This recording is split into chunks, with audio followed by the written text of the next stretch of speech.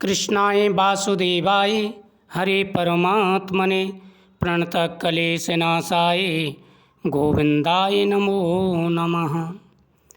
सत्य सनातन धर्म YouTube channel पर आप सभी का स्वागत है। आइए सुनते हैं पाप मोचनी एकादशी की कथा। धर्मराज युधिष्ठिर बोले कि हे भगवान, आपने फाल्गुन मास के शुक्ल पक्ष की एकादशी का महत्व सुनाया। अब कृपा करके चैत्र मास के कृष्ण पक्ष की एकादशी के बारे में बताइए। उसका क्या नाम है, कौन से देवता की पूजा की जाती है और उसकी विधि क्या है। भगवान कृष्ण कहने लगे, हे राजन, यही प्रश्न एक समय राजा मानधाता ने लोमस ऋषि से पूछा था और जो कुछ उन्होंने उत्तर दिया था वही मैं तुमसे कहता हूँ। लोमस ऋषि कहने लगे, हे राजन, इस एकादशी का नाम पाप मोचनी है। इसके करने से अनेक पाप नष्ट हो जाते हैं। प्राचीन समय में कुबेर का चैत्ररथ नाम का एक बाग था। उसमें गंधर्वों की कन्याएं किन्नरों के साथ विहार करती थीं। वहाँ अनेक प्रकार के पुष्प खिल रहे थे। उसी वन में अनेक ऋषि तपस्या करते थे। स्वयं इंद्र भी चैत्र और वैशाख मास में देवताओं सहित वहाँ आकर कीड़ा किया करते थे। वहीं अपने आश्रम में मेधावी नाम के एक ऋषि भी तपस्या करते थे।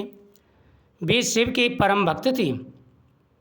एक दिन मंजुघोषा नाम की अप्सरा ऋषि को मोहित करने का विचार कर भय के मारे उनके समीप तो नहीं गई, परंतु दूर बैठकर वीणा पर मधुर गीत गाने लगी। उसी समय कामदेव भी मेधावी ऋषि को जीतने के लिए तैयार हुए। उन्होंने उस सुंदर अप्सरा को भ्रूण को धनुष, कटाक्ष को डोरी, नेत्रों को संकेत और कुचों को कुरी बनाकर मंजुघोषा को सेनापति बनाया। उस समय मेधावी ऋषि भी युवा और हष्टपुष्ट थे, साथ ही यज्ञोपवीत तथा दंड धारण किए हुए ब्रह्म तेज से युक्त थे। मंजुघोषा ऐसे सुंदर ऋषि को देखकर उनकी सुंदरता पर मुग्ध हो गई और अपने गीत, चूड़ियों और नूपुरों की झनकार तथा नृत्य कला द्वारा हाव भाव दिखाकर मुनि को रिझाने लगी। कुछ समय तक यही क्रम चलता रहा और अंत में कामदेव ने ऋषि को पराजित कर दिया। फलस्वरूप ऋषि मंजुघोषा के साथ रमण करने लगे और काम के इतने वशीभूत हुए कि उन्हें दिन तथा रात्रि का कुछ भी विचार नहीं रहा। इस प्रकार बहुत दिन बीतने पर एक दिन मंजुघोषा बोली कि हे मुनि, मुझे बहुत समय हो गया है, अब स्वर्ग जाने की आज्ञा दीजिए। तब मुनि बोले, आज इसी संध्या को तो आई हूँ, प्रातःकाल होने पर चली जाना। मुनि के ऐसे वचन सुनकर अप्सरा कुछ समय तक और रुकी। अंत में उसने मुनि से विदा मांगी तो मुनि कहने लगे, अभी तो आधी रात भी नहीं हुई है, कुछ समय और ठहरो। यह सुनकर के अप्सरा ने कहा कि महाराज, आपकी रात तो बहुत लंबी है, आप जरा स्मरण कीजिए मुझको यहाँ पर आए हुए कितने वर्ष बीत गए। उस अप्सरा की बात सुनकर के मुनि ने समय का विचार किया तो ज्ञान हुआ कि अप्सरा के साथ रमण करते हुए उनको 57 वर्ष 7 मास और 3 दिन बीत गए। ज्ञान होते हुए अप्सरा उनको काल के समान प्रतीत हुई। मुनि अत्यंत क्रोधित हुए और उनकी आंखों से ज्वाला उत्पन्न होने लगी। वे बोले, मेरी कठिन परिश्रम से की गई तपस्या को तूने नष्ट कर दिया है। तू महापापनी और दुराचारणी है, तुझे धिक्कार है। तूने मेरे साथ घात किया है, इसलिए मैं तुझे श्राप देता हूँ, तू पिशाचनी हो जा। मुनि के श्राप से मंजुघोषा तत्काल पिशाचनी हो गई।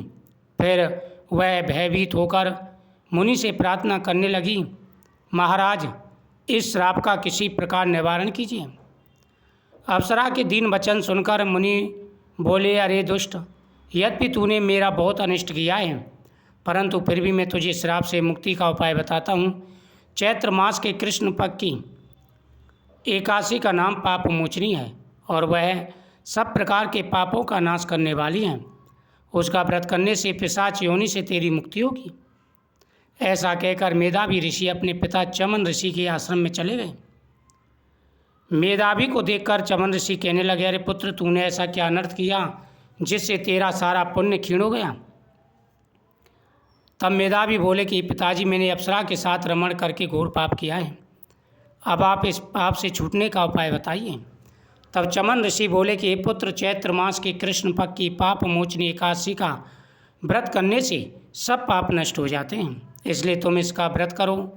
पिता की आज्ञा पाकर मेधावी ऋषि ने भी विधि पूर्वक इस एकादशी का व्रत किया, जिससे उसके सारे पाप नष्ट हो गए। उधर मंजू गोसा ने भी व्रत किया, जिससे पिशाच योनि से मुक्ति मिली। लोमस ऋषि बोले कि हे राजन, पाप मोचनी एकादशी के व्रत को करने से सब पाप नष्ट हो जाते हैं। इस कथा को सुनने व पढ़ने से भी मनोकामना पूरी हो जाती है। एकादशी की दूसरी कथा, इस कथा के श्रवण करने से सभी पाप नष्ट हो जाते हैं। एक समय की बात है, एक ऋषि थे जो कि भगवान विष्णु के बड़े भक्त थे। वह प्रतिदिन भगवान की पूजा किया करते थे और उनका नियम था कि वह प्रतिदिन सुबह स्नान करते, नदी पर जा कर के और भगवान को अर्घ दे करके भगवान विष्णु को भोग लगाने के बाद ही वह व्रत किया करते थे। उनके आश्रम में अनेकों पशु पक्षी रहते थे। ऋषिवर प्रतिदिन भगवान को भोग लगाने के बाद में पशु पक्षियों को भोजन दिया करते थे और उनके यहाँ पर स्वयं राजा आकर के एकादशी की कथा सुनते थे। इसी प्रकार ऋषि को व्रत करते करते काफ़ी समय हो गया। एक बार उनका इतना शरीर कमज़ोर हो गया कि वह भगवान की पूजा के लिए उठ नहीं पाए और ना ही उन्होंने पशु पक्षियों के लिए उनका आहार दिया। इससे उनके आश्रम के सामने ही पशु पक्षी उदास मन से बैठे रहे।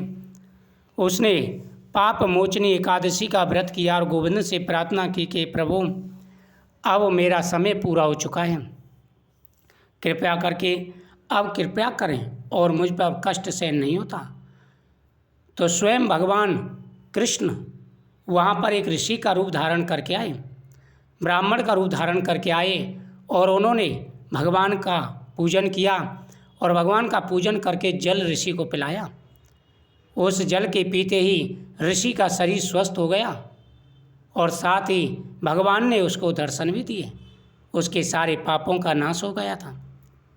कहते हैं कि सच्चे मन से अगर एकादशी का व्रत किया जाए तो स्वयं भगवान हर मनोकामना पूरी करते हैं। जीवन में आ रहे सारे कष्ट दूर हो जाते हैं, भगवान का आशीर्वाद प्राप्त होता है और जो भी परेशानी दिक्कतें जीवन में आ रही हैं, सारी परेशानियां दूर हो जाती हैं। ओम नमो भगवते वासुदेवाय नमः। सच्चे मन से की गई पूजा कभी भी व्यर्थ नहीं जाती और भगवान प्रसन्न होकर के आशीर्वाद देते हैं।